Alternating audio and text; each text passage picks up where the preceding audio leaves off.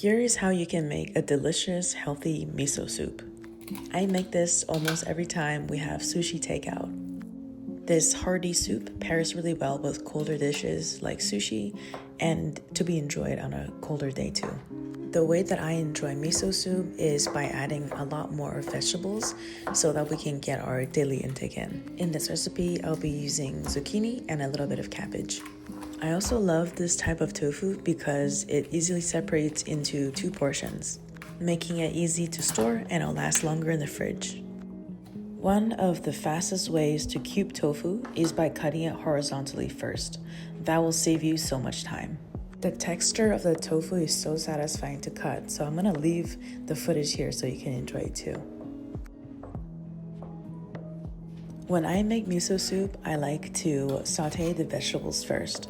Not only will that bring out the natural flavors of the vegetables better, it will also reduce your cook time when it comes to the soup itself. The ingredients I'm putting in the pot now roughly provides around 3 servings. I find that it's better to keep pre-prepared vegetables than making too much miso soup all at once. Once your pot with water comes to a full boil, it's time to put in the miso paste. Miso is really simple to work with. Simply put it in the soup and it will dissolve itself. I would recommend that you put in 1 spoonful at a time so that way you can taste along the way and adjust for the flavors that best fits you. I like mine on a more saltier side, so I'm going to add 1 more scoop. What you start to notice in the soup as well is that the colors will start changing. It will very quickly go from a very clear broth to something that resembles the miso soup that you can find in restaurants. Miso paste is also an incredibly versatile ingredient. When you buy a box of it, it will last you a very long time if you're only making miso soup.